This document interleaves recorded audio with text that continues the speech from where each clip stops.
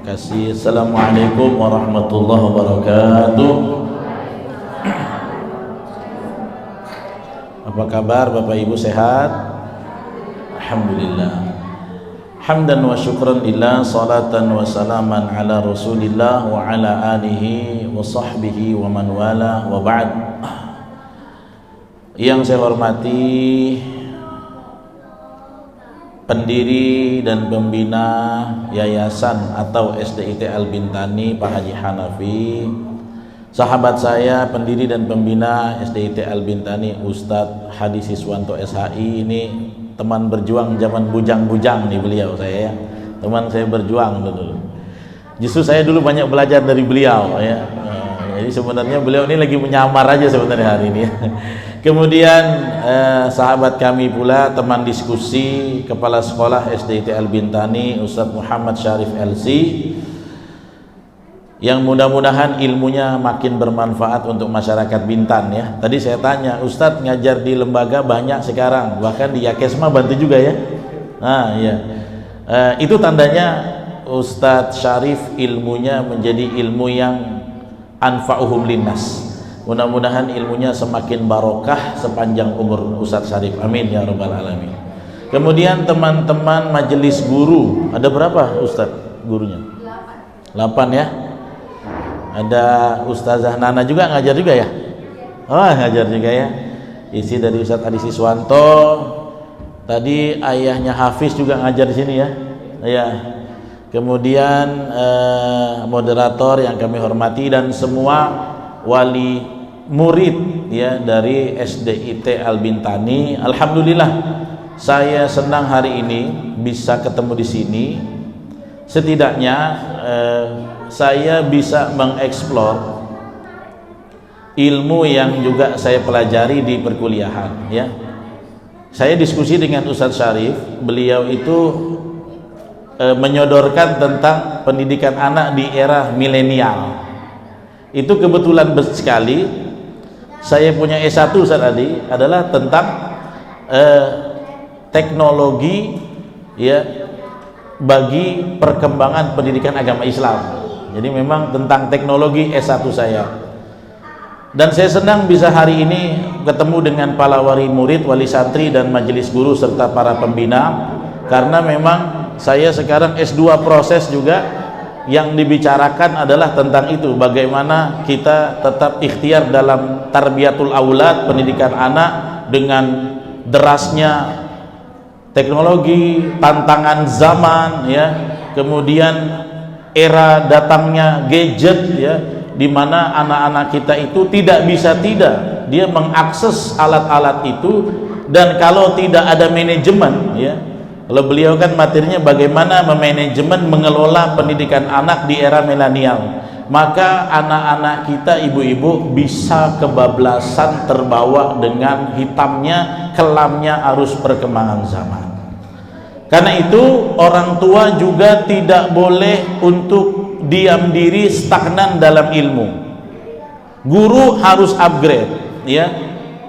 Orang tua juga harus upgrade, karena anak-anak sekarang berkembang sangat pesat ya, baik dalam aspek manapun ya. Anak-anak sekarang yang kecil-kecil sudah hafal 2 juz, sudah hafal 3 juz. Coba kalau ayah bundanya 1 juz saja belum hafal, gimana bisa dampingi anaknya di rumah murojaah ya. Jadi memang mau nggak mau kita dituntut harus tingkatkan lagi kapasitas supaya kita bisa mengimbangi perkembangan anak-anak kita dalam pendidikan, apalagi di era teknologi ini. Jadi pondasinya begini, teknologi itu bisa menjadi fasilitator dalam pendidikan, dia bisa jadi faktor penunjang, bisa menjadi wasilah min wasail ya, salah satu perantara dari perantara akselerasi pendidikan, atau bisa menjadi bumerang. Karena itu ya kita harus tahu basic ya metode atau tata cara mengelola pendidikan agama Islam atau anak-anak kita, terlebih di tantangan zaman yang luar biasa ini. Nah, karena itu saya senang sekali, alhamdulillah mudah-mudahan bisa tambah saudara baru, bisa sharing, sama-sama sharing dan kita diskusi lah ya, kita nyantai aja pagi ini, jangan tegang-tegang sangat, jangan kayak ceramah lah. Saya lebih senang seperti discuss, sharing, supaya kita bisa pikirkan kira-kira untuk anak-anak kita, untuk pendidikan anak-anak kita, apa saja hal-hal yang harus kita sinergikan agar tujuan pendidikan itu tercapai. Karena dalam dunia pendidikan itu, peserta didik dan pendidik itu bukan cuma anak dan guru, bukan. Kalau kita jadi ibu, ibulah pendidik, anak kita peserta didik. Di sekolah itu adalah lembaga lain yang berperan begitu juga sebagai pendidik dan peserta didik, dan semua ini harus sinergi. Kalau ada seorang tua masukkan anaknya di sekolah bagus, semahal apapun, sebagus apapun, tapi tidak ada riayah di rumah, dibiarkan begitu saja, tidak ada saling sambut dengan pihak sekolah, maka apa-apa yang sudah dibentuk di sekolah akan sirna semua di rumah, akan hilang. Nah, karena itu penting adanya sinergitas, tentunya harus satu frekuensi, harus satu ilmu, supaya kita bisa bekerja sama untuk mempersiapkan generasi-generasi kita ke depan. Nanti kalau kita udah tua-tua, kakinya udah sakit-sakit, punggungnya udah pegal-pegal, mereka lah yang akan jadi wali kota kita, jadi bupati kita, jadi guru kita, jadi pemimpin kita ini. Dan kita mempertaruhkan nasib bangsa ini, nasib agama ini di pundak-pundak mereka. Bayangkan kalau pendidikannya tidak mumpuni, kalau kita tidak bekali dengan maksimal, maka kita telah menelantarkan nasib bangsa dan agama ini di hari ke depan. Karena itu penting sekali yang namanya upgrading, apalagi pembahasan tentang parenting pendidikan yang seperti yang kita laksanakan pada pagi hari ini. Oke, yang pertama ya, saya ingin bahas tentang prinsip Al-Quran tentang anak. Ya, di ayat surat An-Nisa ini, sebagaimana yang semua bisa lihat ya, surat An-Nisa ini perintah Allah tentang kita memikirkan kondisi generasi pelanjut kita. Menariknya di ayat ini kita itu disuruh khawatir, ya, disuruh khawatir tentang zuriyah. Zuriyah ini artinya kan keturunan kita. Ya, jangan sampai nanti kamu sepeninggal kamu wafat atau saat kamu tua, aset kader generasi yang kita tinggalkan menjadi generasi yang tidak membanggakan.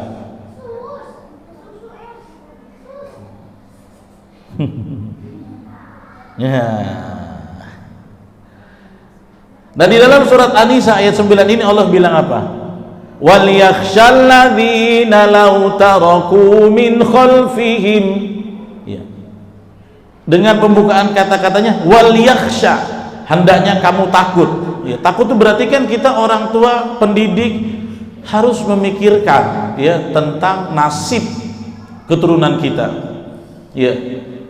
Dalam ayat ini pesan Allah apa? Wal yakhshal ladzina law taraku min khalfihim dzurriyyatan dhi'afa. Hendaknya orang-orang itu takut kalau nanti mereka meninggalkan setelah mereka dzurriyyatan dhi'afa. Ini kata kunci ya pada kesempatan kita kali ini kata kunci. Apa dzurriyyatan dhi'afa? Hendaknya kamu takut kalau kamu nanti punya generasi yang lemah setelah sepeninggal kita. Ya, kata-kata yang Allah ingin tetapkan adalah kamu harusnya pikirkan, jangan sampai kamu punya anak, punya cucu, punya keturunan, punya kader generasi pelanjut kita yang melanjutkan estafet amanah bangsa dan agama ini, tapi mereka termasuk keturunan yang lemah. Ibaratnya apa? Ibu-ibu, bapak-bapak, saya kan pengennya punya anak didik, pengen punya anak, pengen punya cucu yang tentunya nanti bisa jadi aset potensial. Ya, ingin jadi aset potensial buat kita. Nah, bagaimana kita bisa jadikan mereka aset kalau mereka keadaannya lemah?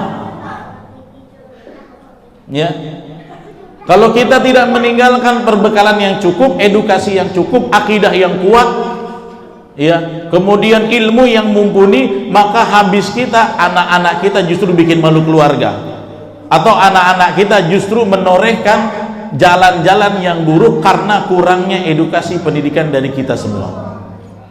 Jangan sampai, makanya jangan sampai kamu punya keturunan yang lemah, kata Allah, ya. Dan Allah ulang 2 kali, wal yakhshal ladzina law taraku min khalfihim dzurriyyatan dhi'afa khafu alaihim, yang kalian khawatir jangan sampai kamu tinggalkan setelah sepeninggal kamu keturunan yang lemah yang kamu khawatir atas mereka. Allah tutup lagi, falyattaqullah, dan bertakwalah kepada Allah, wal yaqulu qawlan sadida, dan berkatalah dengan kata-kata yang benar. Jadi pesan dari surat An-Nisa ini, ibu bapak saya jangan sampai punya keturunan yang lemah, nggak boleh. Keturunan kita harus kuat. Nah, itu yang mau kita sama-sama pikirkan konsepnya, dan nanti kita akan sampaikan bagaimana caranya mencetak generasi yang kuat di era milenial, di era teknologi zaman sekarang, ya. Nah, kemudian maksudnya apa generasi yang lemah? Nah, kita kan harus tahu lemahnya ini apa. Apakah lemah nggak punya tenaga, ya? Apakah lemah lunglai, ya? Nah, maka kita akan sama-sama breakdown apa yang dimaksud lemah tersebut, ya. Nggak bisa.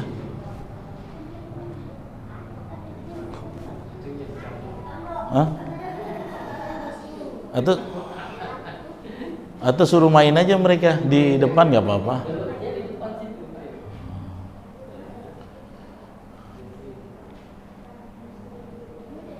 Atau pakai ini aja Ustaz, biar tak dimain Ustaz. Ada. Nah, sementara ibu-ibu bapak sekalian, ini di depan kita ini tantangan ini dahsyat, ya. Anak-anak akidah sesat makin banyak, godaan makin banyak. Nah, bapak ibu tahu, 7 hari yang lalu saya dapat WA dari teman, itu dapat data dari Dinas Kesehatan Kota Tanjung Pinang, mohon maaf, Dinas Kesehatan Provinsi Kepri.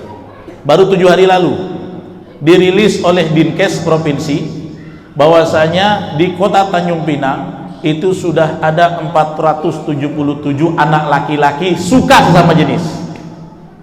Ini datanya dari Dinkes, berarti Dinkes itu kan dia mendata dari keluhan, biasanya dari rumah sakit, survei, kemudian data dari yang sakit, kena penyakit kelamin, keluhan. Nah, itu biasanya dari hasil konseling diinput, ya. Rupanya 7 hari yang lalu baru liris Dinas Kesehatan mengatakan ditemukan 477, ya, laki-laki di Tanjung Pinang suka dengan sesama jenis. Nih bayangkan, yang 477 ini kalau gerayangi anak kita gimana? Ini kan dosanya kaum Lut, ya. Dan saya sendiri mengkhawatirkan tentang nasib generasi kita ini. Pernah sampai observasi, minta salah satu binaan saya menyelidiki di titik-titik mana komunitas LGBT itu ada di Tanjung Pinang. Ternyata udah ada. Dulu salah satu tikumnya mereka, titik kumpulnya itu ada di tepi laut, namanya Ocean Corner. Tahu Bu? Ada yang tahu? Sekarang sudah nggak ada lagi, sudah jadi Tugu Sirih. Setiap hari Sabtu jam 9 malam mereka duduk di sana merekrut anak-anak muda. Bahkan saya pernah ceramah dari Tanjung Uban sama istri saya itu, ya. Saya makan di kilometer 16 yang di putaran itu, arah mau ke Kawal dan arah mau ke Uban. Kami makan jam 12 malam karena pulang ceramah kemalaman, habis itu ada acara mabit Ustadz. Kami ketemu 3 LGBT laki-laki. Lihat langsung nih di Bintan. Dan mereka ini bisa mengancam mereka ini anak-anak kita. Nah, itulah kekhawatiran kita sekarang. Generasi kita nggak kuat. Itu nggak kuat dalam hal apa? Dalam akhlaknya, dalam pribadinya, attitude-nya, coba. Ya. Makanya menjadi kekhawatiran kita, tantangan ke depan ini akan semakin banyak asap-asap hitam. Kalau Bapak Ibu santai mendidik anak, habis anak-anak kita akan diterkam oleh ganasnya zaman. Makanya kita harus bertumpus rumus, habis-habisanlah mengawal anak-anak kita, baik segi akidahnya, ekonominya, ilmunya, ibadahnya, dan semuanya. Kalau enggak, kalau tidak, mereka bisa tergerus dengan hitamnya zaman. Nah, ini ada salah satu yang menjadi kekhawatiran Nabi ketika Nabi mengatakan, ya, Nabi mengatakan, sayati zamanun 'alan nas, akan datang satu zaman kepada manusia, yafirruna minal ulama, mereka itu lari dari orang berilmu, nggak punya pondasi ilmu. Kama yafirul ghanam 'anidz dza'bi, sebagaimana kambing itu lari karena berkecai dikejar-kejar serigala. Ya. Jadi anak-anak kita tidak lagi dekat dengan sumber ilmu. Apa? Sibuk dengan gadget, komunitasnya, bahkan naudzubillah, ya, khawatirnya mereka itu terjerembab dalam kumpulan-kumpulan kemaksiatan, naudzubillah. Nggak apa-apa. Saya waktu ngelihat, mohon maaf, LGBT itu, saya perakirakan umurnya 15 ya, 17 ya. Sampai saya lagi makan mau berdiri, saya bilang sama istri, aku dekatin lah ya, aku ajak ngobrol, aku khawatir. Ya, tadinya kami cuma curiga dengan dandanannya. Tapi ketika dia berdiri dan cuci tangan, barulah kelihatan bahwa baut-bautnya sudah kendor. Tahu nggak kalau bautnya? Kalau laki kan begini, kalau kendor tuh begini ya. Saya mau berdiri, saya pengen pendekatan, saya pengen tahu komunitasnya di mana. Kata istri, bang, abang pakai baju kayak ustadz, pasti mereka lari. Kecuali abang pakai baju seperti orang-orang bebas, pakai kaos. Kebetulan kan pulang ceramah. Saya pengen tahu, saya pengen selidiki komunitasnya, karena saya dulu punya teman kecil, Ustaz Adi, di Jalan Jawa itu mantan LGBT. Mohon maaf ya, kalau Bapak Ibu orang lama di sini, ada markas bencong di tenis ban dulu namanya. Itu sudah tutup, sudah hilang. Saya punya beberapa ex teman di Jalan Jawa sudah tobat jadi ahli masjid. Alhamdulillah, di Jalan Sumatera At-Taqwa. Walaupun memang masih melambai, tapi dia sudah tobat. Kalau ketemu saya khutbah Jumat di situ, Ustaz Adi bilang, "Assalamualaikum Ustaz." Nggak apa-apa lah, yang penting gue udah tobat, karena memang dia punya baut-baut memang kurang kuat sedikit, itu bedanya ya. Dan itu sudah ada di depan mata kita. Kalau anak-anak kita jauh daripada ilmu, jauh daripada ulama, jauh dari pendidikan agama, maka mereka seperti domba-domba yang, atau kambing-kambing gembalaan yang bercerai-berai diserang oleh serigala. Nah, serigalanya itu adalah asap hitam di akhir zaman. Ya, karena itu kata Nabi apa? Fa idza kana kadzalik, kalau mereka sudah begitu jauh dari ilmu, pendidikan kita lemah, generasi kita lemah, ibtalahumullahu taala bi thalathati asya, maka Allah akan uji bangsa ini, umat ini dengan 3 perkara. Kalau sudah jauh dari ilmu, jauh dari pendidikan, karena tantangannya luar biasa. Yang pertama, yarfa'ul barakah min amwalihim, kita nggak ada keberkahan harta. Jangan sampai Bapak Ibu, ada hari ini orang tua yang uangnya banyak, suaminya gajinya puluhan juta, tapi anaknya narkoba. Ustadz mana saja dia bisa bayar, sekolah mana saja dia bisa daftar, tapi apa? Hartanya tidak ada keberkahan. Karena apa? Orang tuanya hanya jauh dari ilmu, nggak dekat dengan ulama, nggak dekat dengan sumber warisan Nabi. Akhirnya apa? Dia tidak mikirkan cara cari uang, dicabut oleh Allah keberkahan hartanya, sehingga dia punya segalanya, tetapi keburukan selalu menerpa dia.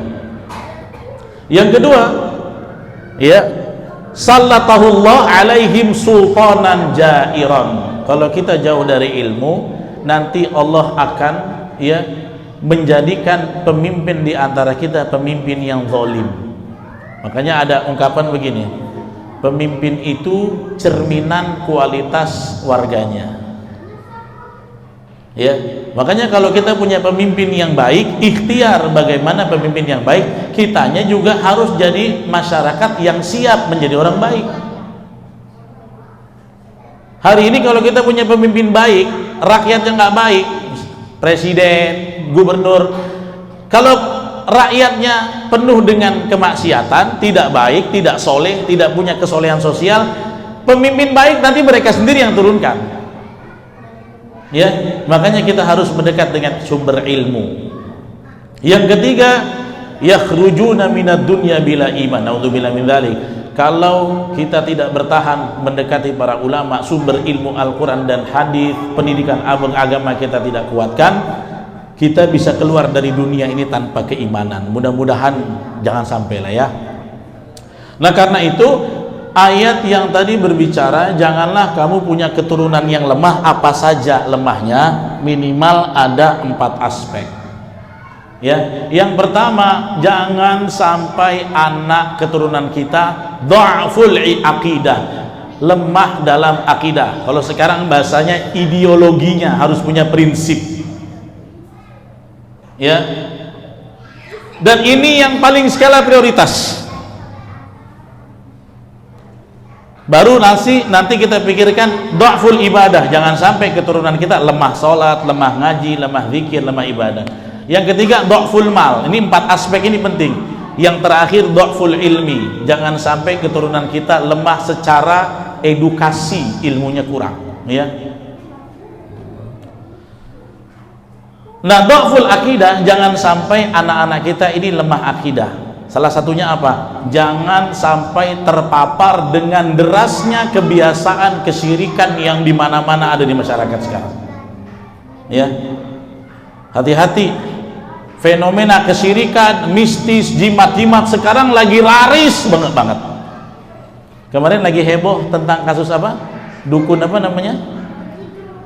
Ada dukun itu yang kebal-kebal gitu ya, settingan. Dengar nggak di media sosial? Dibongkar oleh pesulap warna merah gitu kan. Sebelum itu dukun viral, masyarakat itu gandrung dengan orang-orang yang punya keahlian ilmu mistis. Akhirnya apa? Tidak punya ketawakalan sama Allah, malah yakin kepada benda-benda jimat-jimat. Saya mah nggak bakal ustaz ya. Mungkin ibu-ibu, bapak-bapak kita aman, tapi tahu nggak sampai sekarang ketika saya teliti, si dukun itu yang dibongkar oleh pesulap merah, dia punya subscriber berapa di YouTube? Tahu nggak?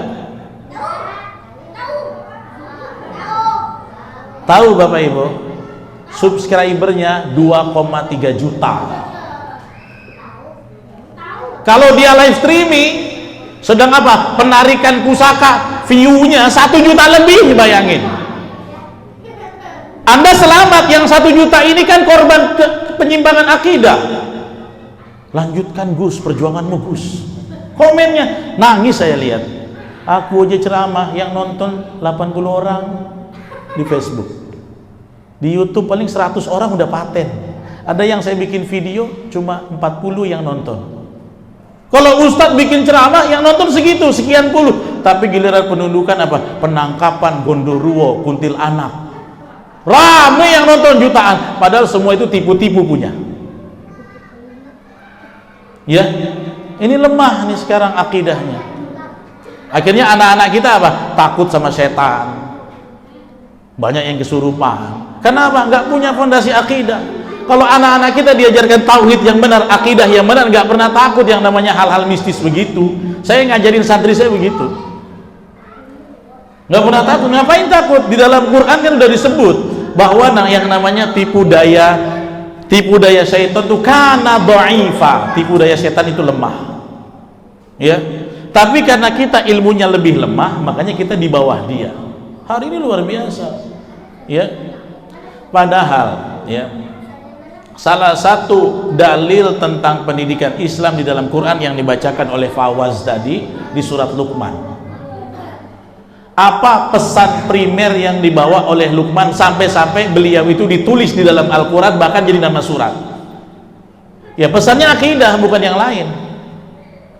Pesannya akidah ya. Ayat yang dibaca tadi surat 13 oleh Fawaz kan itu, wa in qala Luqmanu libnihi wa huwa ya'iduhu ya bunayya la tusyrik billah ya. Dan ingatlah ketika Luqman memberi nasihat kepada anaknya. Apa anaknya? Ya bunaya, jangan miskin. Bukan, ya bunaya, jangan syirik.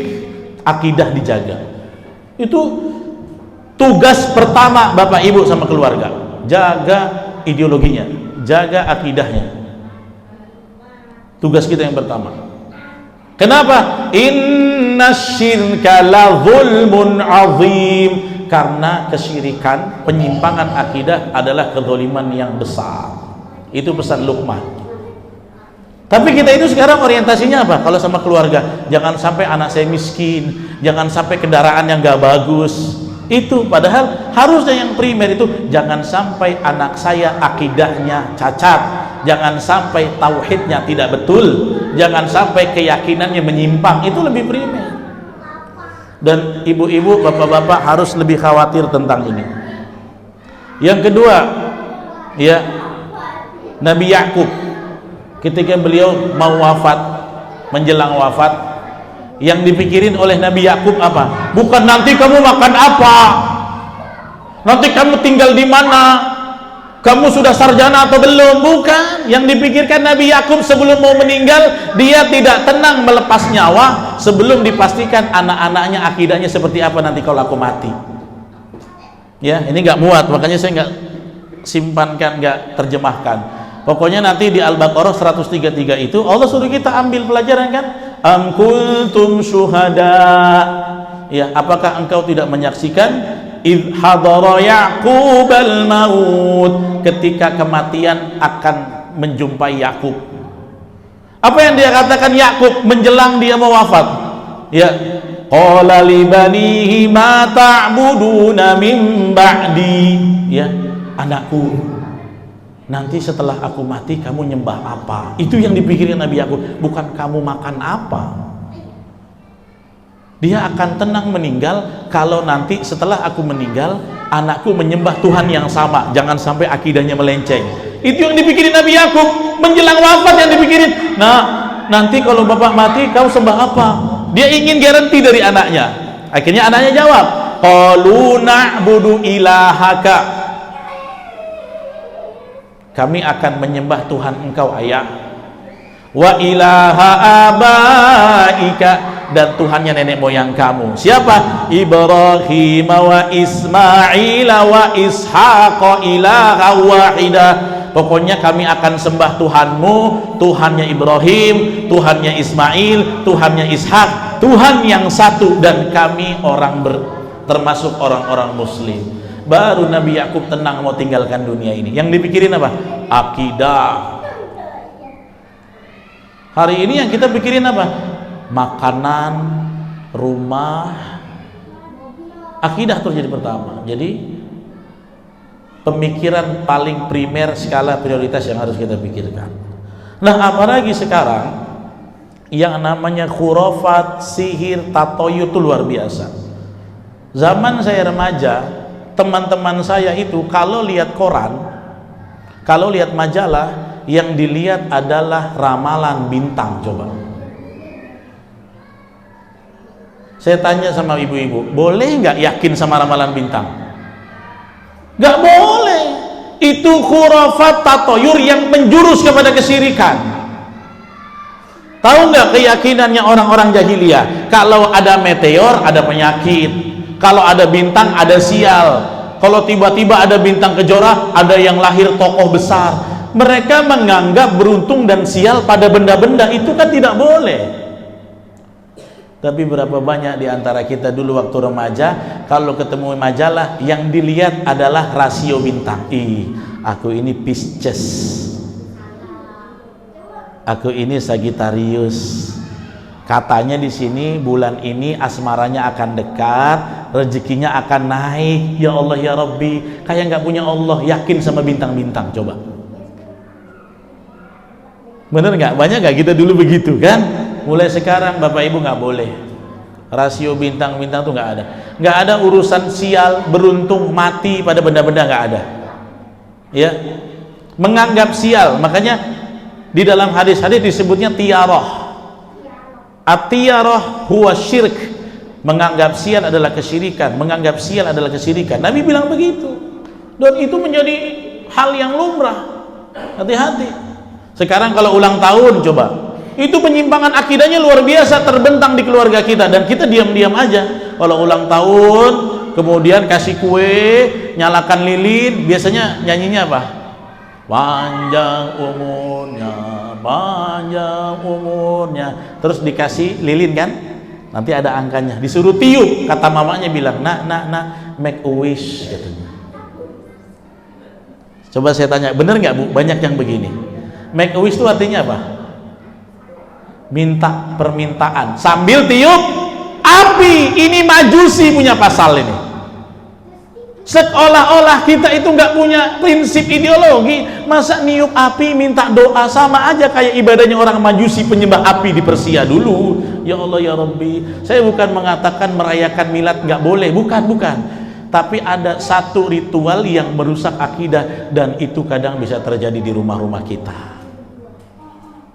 Make a wish, nak, kamu harapannya apa? Akhirnya dia doa, mudah-mudahan aku bisa jadi dokter.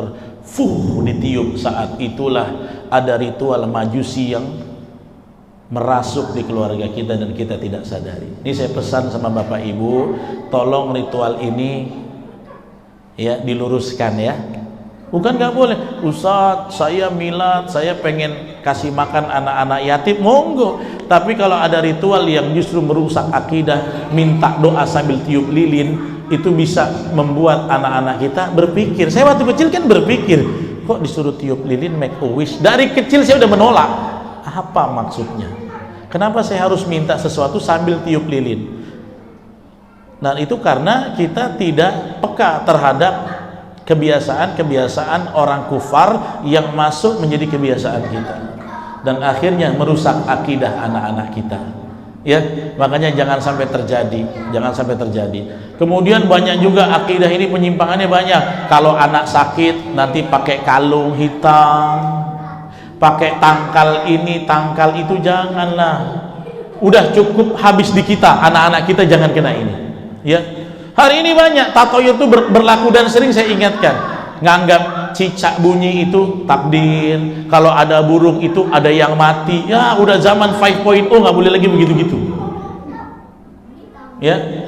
Nah karena itu kita harus betul-betul mengawal akidah anak-anak kita, supaya akidah mereka itu betul-betul mengkristal kepada Allah ya, beribadah kepada Allah, minta kepada Allah, berlindung kepada Allah ya, kemudian mohon pertolongan hanya kepada Allah. Ini yang paling penting ya. Karena itu pesannya Luqman dan Nabi Yakub adalah tentang akidah, lebih penting daripada hal yang lain.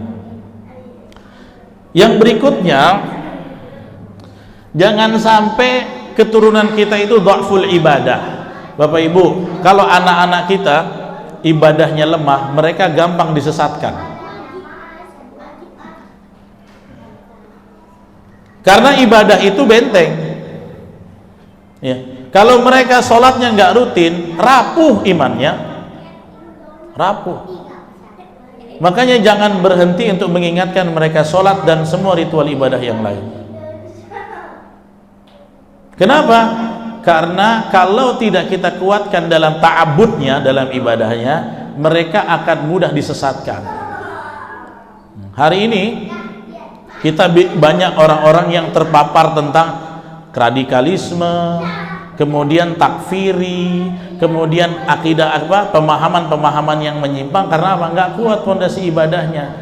Kalau tidak kuat fondasi ibadahnya, gampang goyang ya.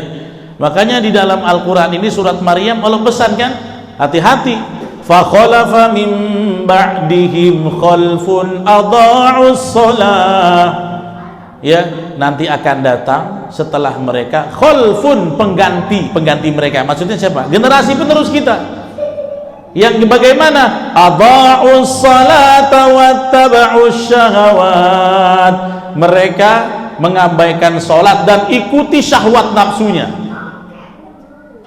Ibadahnya lemah, menjadi ahlul hawa, ikuti nafsunya, ini diikutin, main game berjam-jam diikutin, ibadah ditinggalkan, akhirnya lemah. Kalau sudah lemah apa kata Allah? Fasaufa yalqauna ghayya, maka mereka kelak akan tersesat. Enggak disesatkan. Makanya jangan sampai keturunan kita dhaful ibadah, lemah dalam ibadah. Jaga betul ya. Itu perjuangan kita. Selain akidah yaitu ibadah. Yang selanjutnya kita juga harus mempersiapkan anak-anak kita ini pandai pengelolaan uang, harta, ya. Dan ini rupanya disetujui oleh Nabi, ya. Kenapa? Kalau anak-anak kita biarkan mentalnya yatakaffafunan nas, banyak minta-minta. Di negeri kita nih, ya, di Tanjung Pinang, di Bintan ini kan ada budaya orang nanduk setiap hari.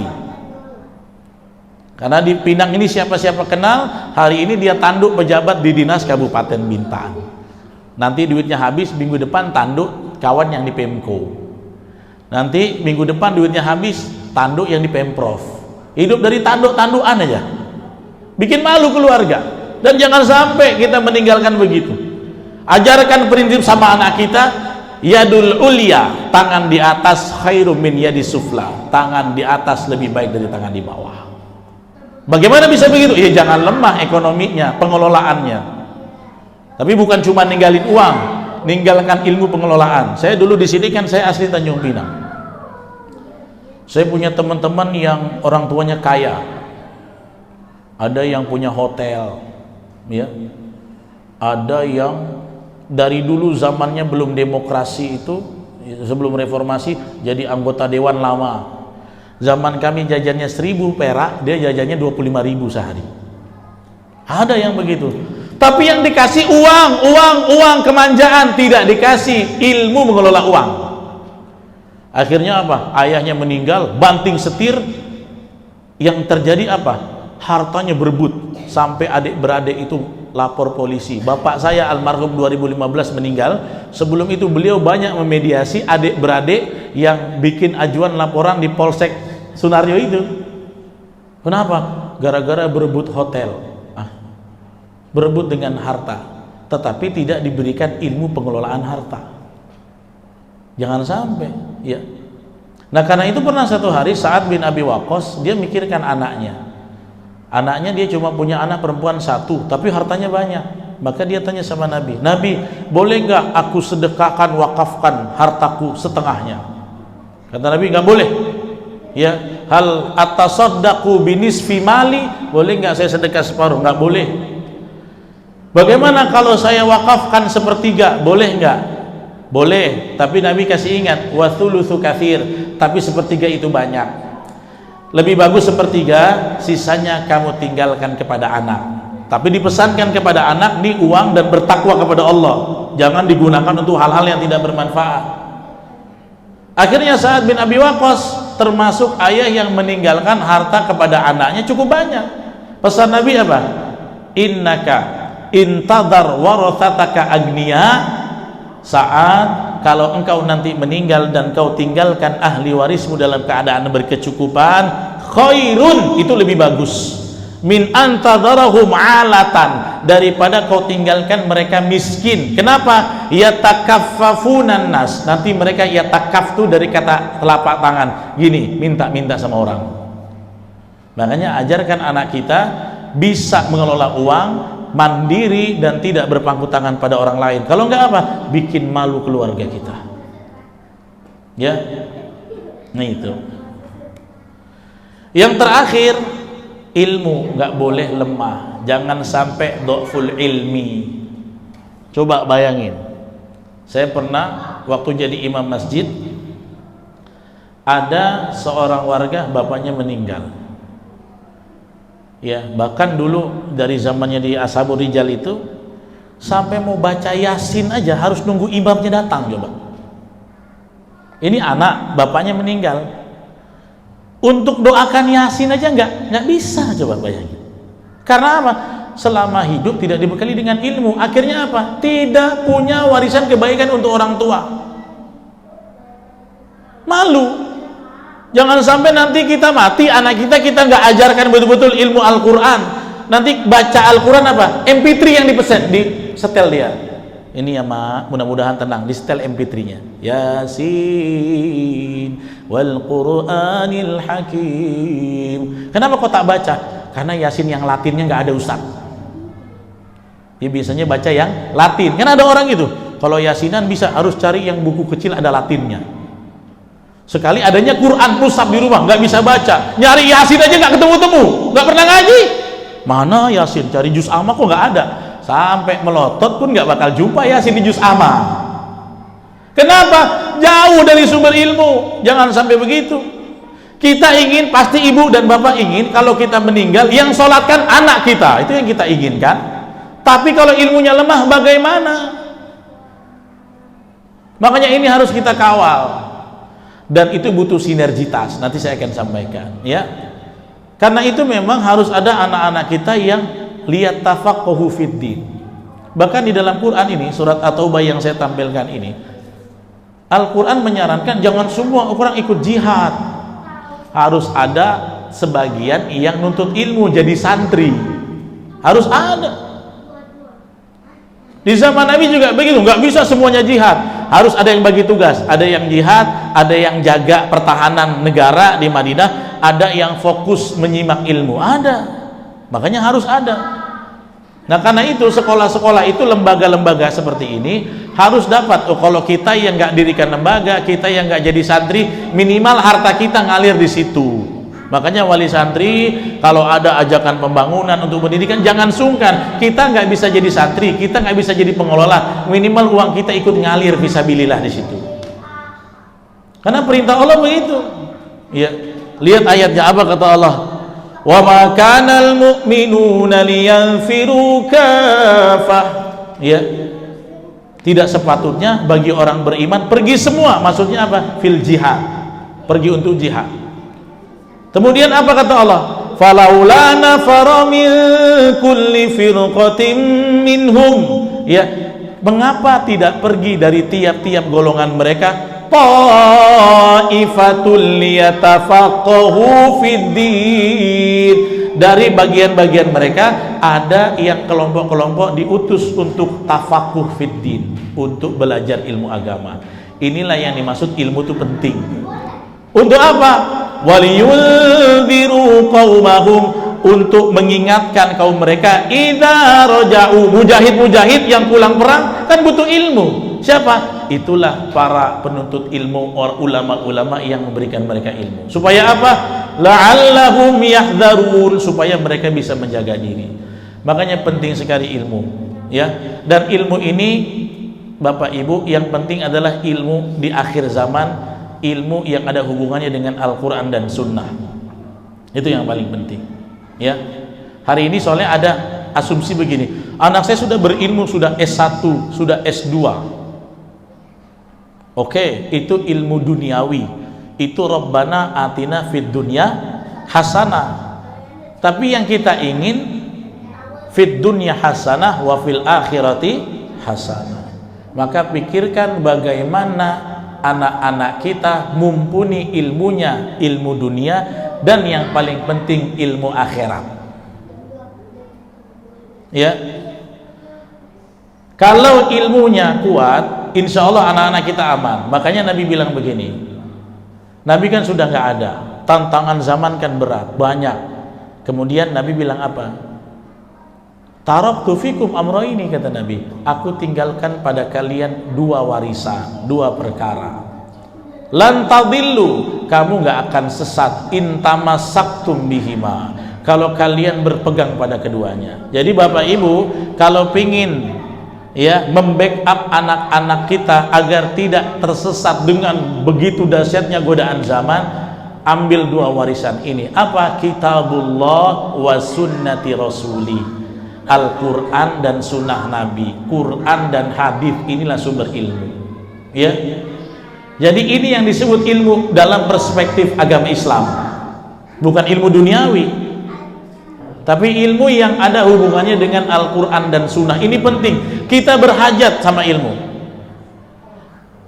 Jangankan kita, dulu ya, di zaman Nabi ada di antara orang Arab Badui, sahabat-sahabat yang lain rajin ngaji, ikut pengajian, majelis taklim, tapi dia enggak, dia cuma engeh sama gembalaannya saja.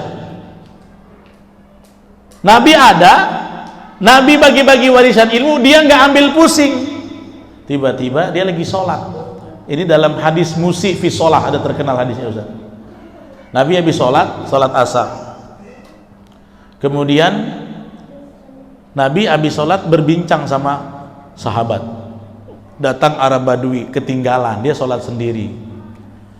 Setelah dia sholat, dia salam Nabi. Nabi lihat dia sholat dari jauh kan. Dia salam, Nabi jawab salam. Kemudian kata Nabi apa? Irji' fasolli fa innaka lam tusolli. Akhi, saudaraku, balik lagi, sholat lagi. Kamu belum sholat, padahal dia habis sholat, Bu. Sholatlah kawannya lagi. Ilmunya pas-pasan, ilmu sholatnya. Sholat dia 2 kali. Selesai sholat, dia mau pamit lagi, lewati Nabi, salam. Nabi jawab salam, Nabi bilang lagi apa? Irji' fasolli fa innaka lam tusolli. Kamu kembali sholat, kamu belum sholat. Padahal dia sudah 2 kali sholat. Tapi karena Nabi yang ingatkan, ya udah dia buat lagi. Dia sholat lagi dengan apa yang dia punya dari ilmu. Rupanya ilmunya kurang. Dia sholat lagi, dia pamit lagi, kata Nabi apa? Irji fasolli fa innaka lam tusolli. Berapa kali, Bu? 3 kali. Kalau dia sholat lagi, encok pinggangnya. Akhirnya apa yang dia bilang? Nyerah. Ya Rasulullah, walladzi ba'atsaka bil haqq ma uhsinu ya ghairu hadza. Ya Rasulullah, aku tidak punya yang lebih baik ilmunya tentang sholat daripada ini. Inilah ilmu aku mentok tentang sholat. Fa'alimni, maka ajari aku, kata dia. Barulah Nabi kasih dia edukasi. Begini ya, rupanya sholatnya ada yang hilang 1 saja. Kalau kamu sholat, berdirilah dengan baik. Tsumma qra' ma tayassaru ma'aka minal Qur'an. Bacalah Al-Fatihah dan apa yang kau hafal dari Quran. Tsumma rka' hatta tatma'inna raki'an. Ruku tapi kamu tumakninah. Ya, tsumma rfa' hatta tatma'inna qa'iman. Kemudian naiklah kamu i'tidal, tapi i'tidalnya harus tumakninah. Tsummasjud hatta tatma'inna sajidan. Sujud tapi sujudnya tumakninah. Rupanya kawan ini ilmu sholatnya kurang. Dia tidak tahu kalau tumakninah itu wajib. Sebiji rukun aja dia tinggal, Bu. Sebiji rukun aja tumakninah. Tapi karena kurang ilmu, disuruh Nabi ulang. Berarti apa? Kalau dia tak ulang dengan apa yang Nabi ajarkan, sholatnya nggak diangkat ke langit. Padahal Nabi ada orang yang di zaman Nabi sholatnya nggak diterima. Kenapa? Malas kaji ilmu. Padahal Nabi ada, tapi nggak mau datang, sibuk dengan dunia. Nah kita juga begitu. Nabi itu nggak ada. Yang ada siapa? Para ulama pewarisnya. Makanya guru-guru, majelis guru, wali murid harus rajin juga datang ke majelis ilmu supaya frekuensi kita mengawal anak-anak ilmunya juga bisa terus bertambah. Zaman Nabi aja ada orang yang sholatnya tak diangkat, apalagi Nabi sudah jauh sekarang, zamannya nggak ada. Itulah pentingnya ilmu agama, ya. Dan ini menjadi tanggung jawab kita bersama. Untuk itu ada hal-hal yang harus kita perhatikan. Yang pertama, sinergitas antara instansi pendidikan dan orang tua itu harus tercipta. Salah satunya apa? Dengan adanya buku mutaba'ah. Kalau di lembaga kami, pertemuan dengan asatidz hanya untuk menambah misalnya hafalan baru, ya. Kami tidak terima santri itu hafalan yang lama di hari yang berikutnya. Gimana caranya? Pokoknya setiap ketemu ustadz ustadzah hafalan yang baru. Terus hafalan yang lama bagaimana? Minta simaki oleh ayah atau bunda di rumah dengan buku mutaba'ah. Makanya di buku mutaba'ah kami ada ziyadah, ada murojaah, ada tilawah, ya. Buku evaluasinya. Jadi di rumah jangan Bapak Ibu gadalkan ustadz ustadzah aja. Bayangin nih, setelah 7 tahun saya berkecimpung di dunia praktisi Al-Quran, kalau ada orang tua yang asal ngasih aja pokoknya jadi, anaknya hafal 5 ayat sampai di rumah nggak diulang, besok mau nambah baru yang 5 hilang lagi, kita sibuk jadi 1 bulan, nanti orang tuanya bilang apa? Ustadz kami udah bayar hafalan nggak nambah-nambah. Memang anaknya masuk pabrik lembaga kita. Nih Albintani tiba-tiba jadi ustadz, saya bayar. Nggak bisa. Yang ditanya tuh orang tua, tanggung jawab tuh orang tua. Oh, kami kan nggak punya ilmu. Ya udah, ilmu kami terbatas. Kami nggak minta ajarin, cuma minta dirawat di rumah aja. Ya, makanya kalau ada santri di tempat kami, hafalannya yang semalam nggak mau, nggak aci, harus.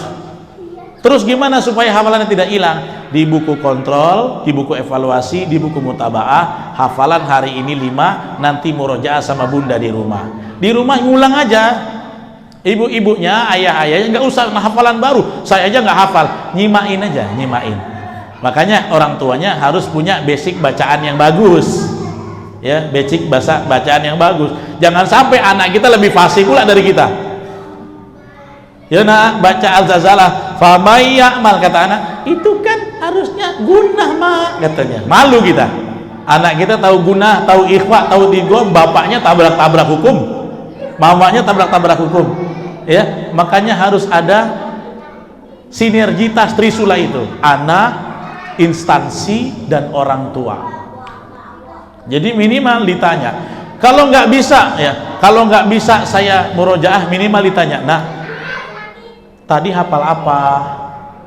Tadi belajar apa? Tadi kamu sampai surat apa? Coba ulang sama bunda, nggak apa-apa. Walaupun kita nggak tahu mana yang salah, mana yang benar, iya aja, yang penting nyimak. Jadi anak itu mereview pelajaran di lembaga sama orang tua. Ya, jadi itu harus. Yang kedua, ya, hari ini anak kita tantangannya bukan malas, bukan sekedar malas. Kalau dulu zaman kita kecil malas, sekarang apa? Game, YouTube, ya kan? Makanya mendidik anak di era teknologi, Anda tahan sama sekali nggak bisa. Dia akan curi-curi di luar. Makanya santri kami ini Mukhtar nih, alhamdulillah 1 tahun 2 bulan 30 juz sudah setoran.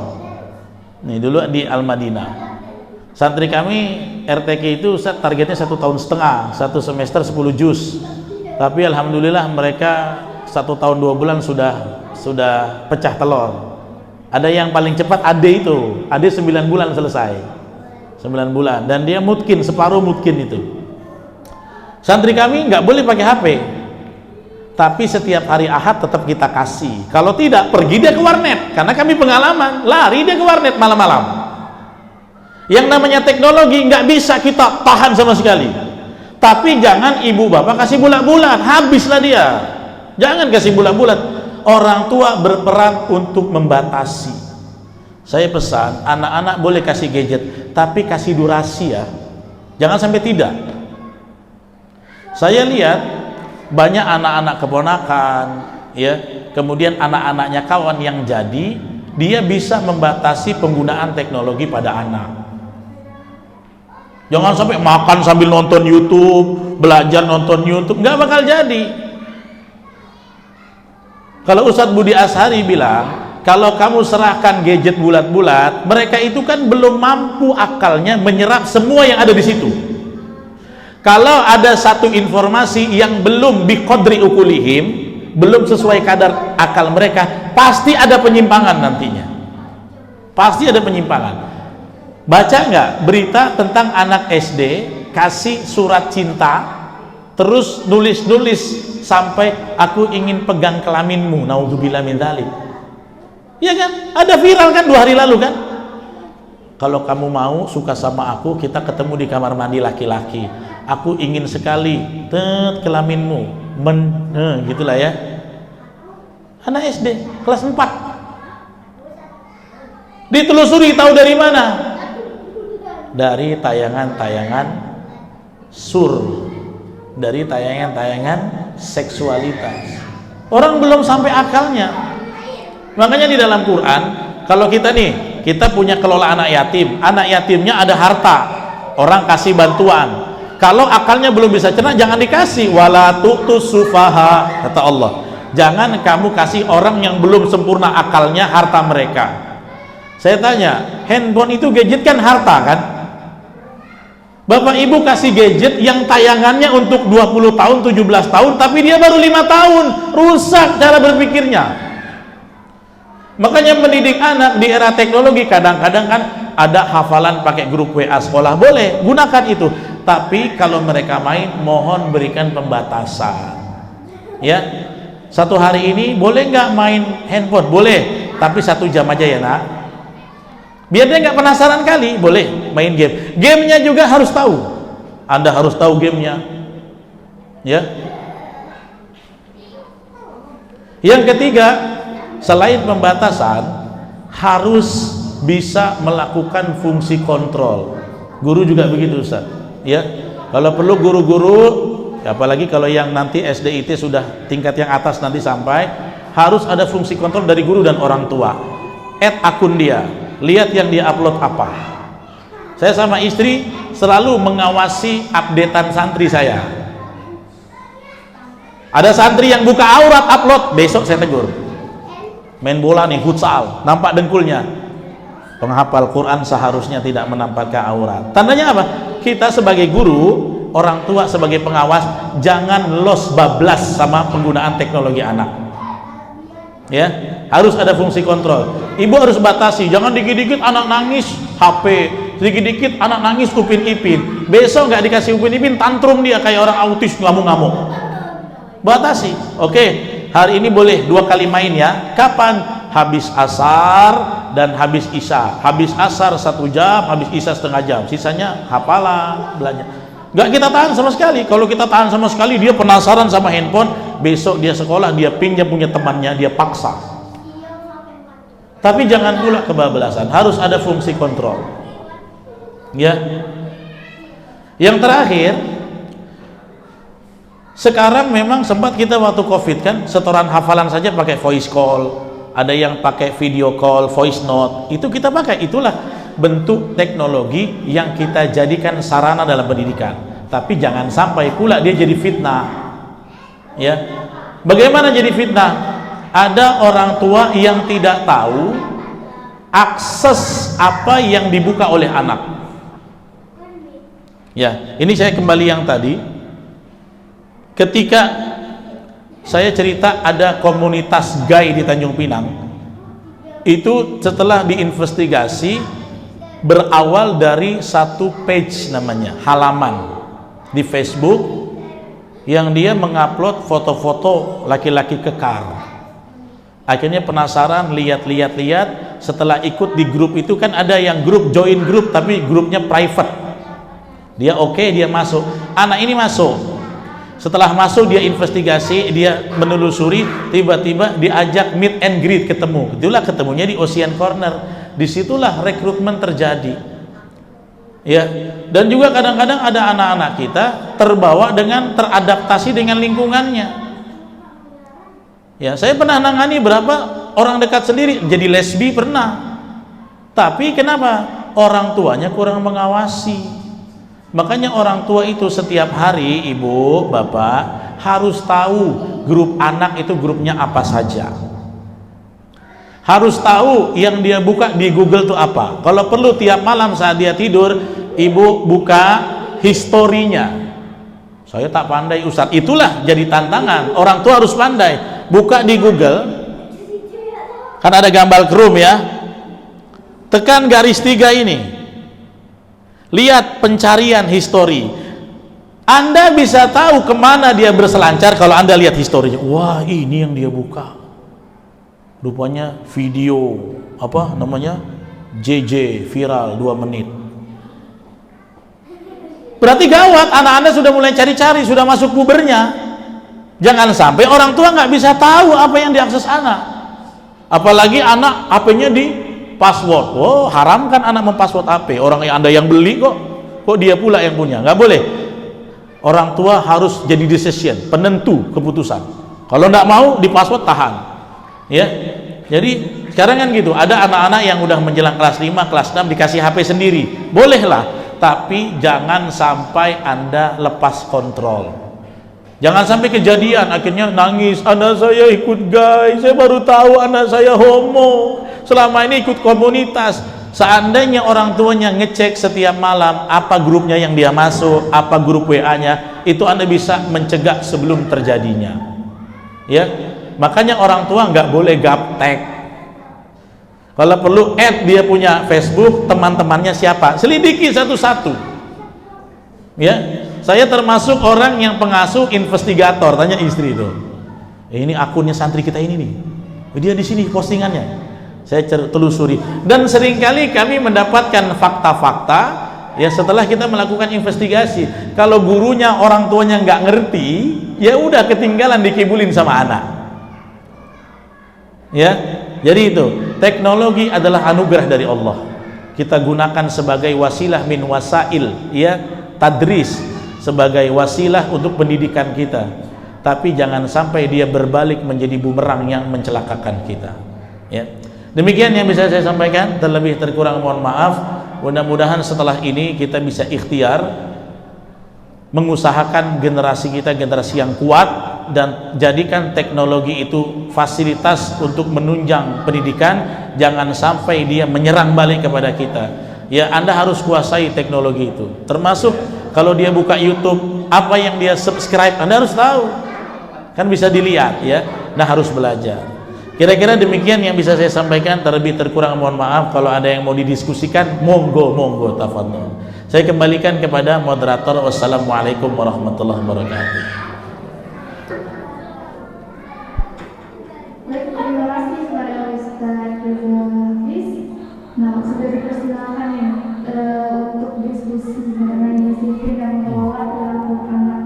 Yang tepatnya tadi dibahas oleh Ustaz Reza tentang teknologi di era milenial. Memang kalau misalnya di era milenial ini lebih boomingnya itu ke teknologi digital, gitu kan? Bagaimana Bapak, Ibu? Kayaknya ini kok ibu-ibu aja, izin Ustaz. Iya, silakan. Apakah ada yang ingin ditanyakan untuk diskusi atau kajian pada hari ini mengenai dengan tema kita? Kalau silakan.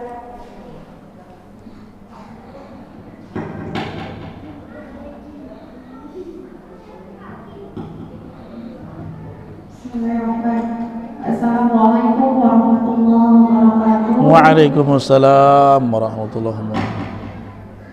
Izin Ustaz, saya bertanya di luar dari tema kita. Iya.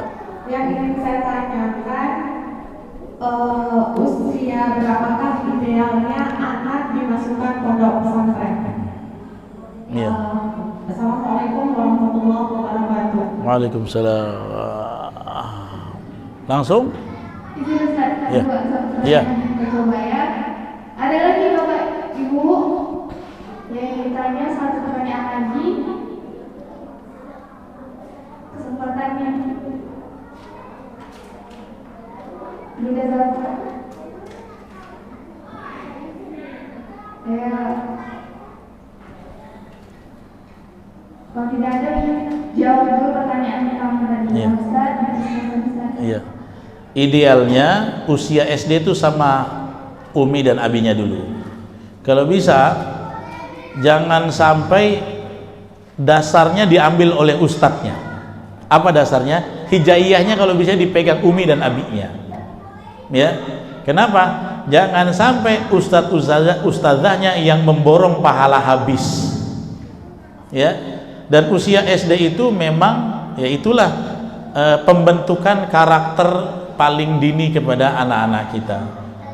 Oleh karena itu di usia SD lebih bagus dia fokus dengan orang tuanya, dia mendapatkan imitasi dari ayahnya, dia bisa meniru kebaikan-kebaikan dari bundanya. Nanti setelah SMP baru bisa diboardingkan ke pesantren, itu lebih bagus. Ya, walaupun ada, saya kenal beberapa rekanan yang ditaruh di pesantren dari SD. Ilmunya ada, tapi ada juga dia haus perhatian dari orang tuanya, dan memang orang tuanya jadi kehilangan amal soleh dan investasi. Kenapa? Dari akar awal diambil sama ustadz. Makanya kalau bisa Bapak Ibu, hijaiyah itu sama kita lah. Nanti hafalannya lanjut sama ustadz-ustazahnya, supaya apa? Semua misalnya dia hafal, dia baca, dia murojaah, dia tilawah, ngalir juga ke mama bapaknya. Kalau bisa gitu, ya. Nggak apa-apa, anak mau gurunya siapa aja, tapi untuk abah tata sama saya, Sampai Iqra 5, Iqra 6 sudah bisa rangkai baru kasih guru. Sayang ya, karena ini peluang investasi kita ya, agar setiap yang dia baca mengalir kepada kita. Bagaimana? Kita lah yang mencetak sejak cetakan awalnya, jangan dikasih ke orang dulu ya. Dan ada juga memang kayak di Kudus ada pesantren tahfiz yang kelas 3 SD itu sudah 30 juz, tapi rotan punya, pakai rotan. Hafalannya luar biasa Ustaz, namanya Yanbu'ul Quran Kudus, itu suat luar biasa. Tapi ada juga yang teman-teman adik-adik kelas saya dulu lulusan Yambuk komplain, aku kayak mama nggak sayang. Kenapa? Masih kecil udah dicampak ke pondok, katanya gitu. Kayak dia kurang kasih sayangnya, khawatir seperti itu. Jadi kayaknya ada trauma dan ada rasa kok kayak nggak disayang gitu. Masih ini aku udah dicampak, kan kelas 1 SD berarti dicampaknya kan, masih kecil ya. Kalau bisa cetakan awal sama kita, pastikan ibu-ibu nggak mau kan investasinya hilang ke orang lain kan. Nah itu akidahnya, ilmunya, Qur'annya di awal sama kita. Nanti kalau sudah usia SMP baru kita pikirkan untuk boarding, tapi biasanya mikirkannya dari kelas 5. Kelas 5 tuh sudah dikasih pengantar, nanti pesantren ya nak. Kenapa? Biar mandiri, biar kamu jadi orang besar, biar bisa jadi pemimpin. Dari kelas 5 sudah diciptakan pola pikirnya bahwa pesantren itu enak, pesantren itu tidak menyiksa. Jangan sampai pakai kata-kata begini, kalau degil mama kirim ke pesantren, itu kayaknya pesantren itu penjara. Jangan ya, kami kalau pengelola lembaga rumah tahfiz pesantren digitukan sedih hati kami, kayak kami itu tempat lembaga nyampak anak orang. Jangan dikesankan nanti kalau kau tak belajar mama campak ke pesantren, kayak pesantren itu tempang jin buang anak gitu. Jangan, pesantren itu jangan dianggap angker. Makanya saya buka rumah tahfiz itu nggak angker-angker begitu, santai aja, malah lebih banyak menciptakan proses kemandirian mereka terhadap Al-Quran gitu ya. Jadi usia sebaiknya SD dengan kita ya, betul-betul ditarbiyah oleh tangan kita. SMP barulah kita pikirkan untuk boarding atau pesantren ya.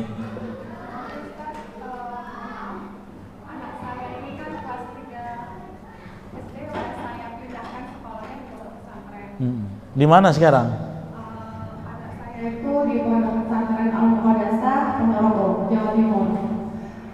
Sebenarnya sih awalnya nggak ada niat tuh Ustaz, karena kebetulan saat itu kan COVID tuh, jadi tesnya online. Jadi saya dan suami kami kita coba kalau memang Allah menghendaki abang lulus, berarti memang abang yang terbaik ke sana. Kalau enggak ya nggak apa-apa. Ternyata kami coba, sebelum tes itu saya bertanya, abang siap masuk pondoknya? Tapi di pondok makannya begini loh, tidurnya begini loh. Kalau soal pola asuhnya gimana saya kurang tahu, karena saya belum pernah ke lingkungan. Jadi katanya iya bu, katanya. Ternyata waktu di tes, alhamdulillah ya lulus Ustaz. Itu kelas berapa waktu itu? Kelas 3 SD, saya pindahkan ke sana. Ya. Terus saya waktu pertama dia masuk itu ya, waktu pas pulang pas Ramadan itu ada rasa iba sama saya. Karena anak saya kan waktu berangkatnya itu kan badannya alhamdulillah kan berisi Ustaz, mulus lah gitu.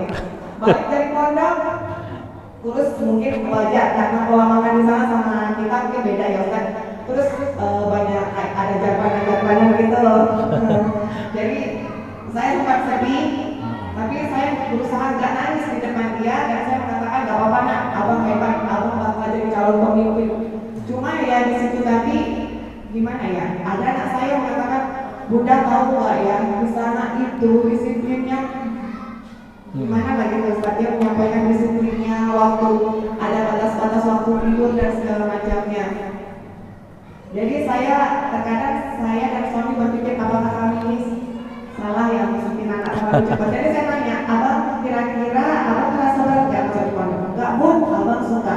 Malah abang pengen jadi ustaz besar nanti di pondok abang. Makanya seperti itu. Iya. Nah itu gimana Ustaz? Jadi gini, kalau sudah kadung ya udah. Ibaratnya kalau sudah nyemplung kita harus menyelam sekalian. Caranya memang konsekuensi logisnya harus sering dijenguk. Karena jangan sampai miss satu ruang, itu ruang perhatian orang tua. Karena usia kelas 1 sampai kelas 6 kan dia lagi betul-betul butuh kasih sayang. Pondok itu bagus, tapi memang di usia segitu lembaga tidak bisa mengakomodir satu segmen itu, yaitu kasih sayang, perhatian orang tua. Nggak apa-apa ya, kalau sudah terlanjur dijalankan, anaknya juga mau, nggak banyak anak yang siap kayak anak ibu, putra ibu ya, nggak apa-apa, tapi memang harus keluarkan course lebih untuk sering dijenguk. Jangan sampai dia fade up, jadi dia anggap dia tidak disayang orang tuanya, masih kecil kok sudah diambil. Kan ibaratnya masih sangat dini itu ya, kelas 3 ya, dia butuh waktu makan sama ayahnya, diajarkan sama ayahnya. Tapi kalau dia bisa enjoy nggak apa-apa, cuman memang ya harus sering-sering pulang balik Ponorogo, otomatis course biayanya akan lebih besar. Nggak apa-apa, yang penting stabil dia punya mental. Jangan sampai, saya punya kenalan keluarnya tuh dari kecil pulang-pulang tuh kayak orang kalap gitu, kayak singa dilepas dari hutan, marah dia, komplain, langsung nggak ada urusan pondok, urusannya apa, HP, gadget, laptop gitu ya, nyanyi karaoke, karena dia apa, kayak kesal sama orang tuanya, aku dikurung gitu ya. Rupanya mungkin kurang diimbangi dengan perhatiannya ya. Perhatiannya berarti ya harus, kalau telepon kan kadang-kadang ya terwakililah sedikit, berarti memang karena usia SD harus lebih banyak dikunjungi secara tatap wajah, lebih daripada usia SMP dan SMA. Kalau SMP kan dia sudah masuk, apalagi SMA puber, malah lebih sering senang tidak sama orang tuanya, dia sedang menunjukkan dia sudah dewasa. Tapi saat-saat SD memang butuh pendampingan yang lebih intens.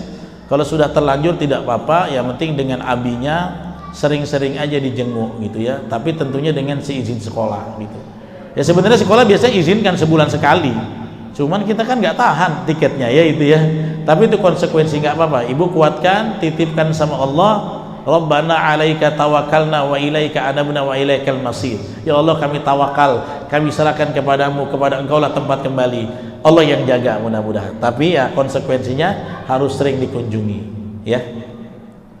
Ada lagi yang lain, silakan.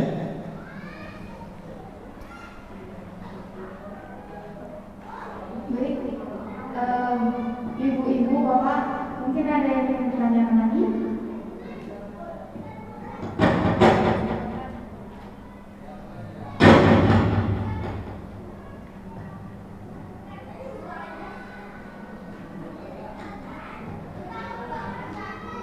Udah cukup ya. Kalau memang tidak ada, yang penting saya pesankan tadi, mohon para ayah bunda berikan durasi pembatasan penggunaan gadget, jangan dilepas bulat-bulat ya, harus ada pembatasan. Kalau tidak ada pembatasan, proses tarbiyah kita akan tersendat ya. Jangan sampai dia dikuasai oleh itu, jangan ya. Penguasaan tentang gadget harus tetap di tangan orang tuanya, tapi tidak juga dikebiri sama sekali, jangan ya. Jadilah orang tua yang proporsional, jadi dia nggak penasaran, tapi ada pembatasan agar ya bersama Al-Qur'annya tetap ada, ngulang pelajarannya tetap ada, nuntut ilmunya tetap ada ya. Dan jangan berhenti, jangan sampai silap dalam mengawasi anak-anak kita. Karena sekarang itu pikiran dia dari sini bisa jauh ke ujung dunia cuma dengan gerakan jempol saja ya. Makanya orang tuanya nggak boleh gaptek, nggak boleh buta, supaya kita bisa menelusuri jejak-jejak digital mereka, kita bisa mengawasi perkembangan mereka. Saya kira itu, saya tidak bisa lebih lama lagi karena saya habis zuhur ini ada ceramah lagi di Dompa Ustaz tadi, di paguyuban Ika Bagas, orang-orang Minang kalau nggak salah ya, yang kalau tak salah dihadiri Pak Gubernur juga, informasinya begitu ya. Demikian, mudah-mudahan bisa bermanfaat. Aku qouli hadza wal afu minkum, wassalamu alaikum warahmatullahi wabarakatuh.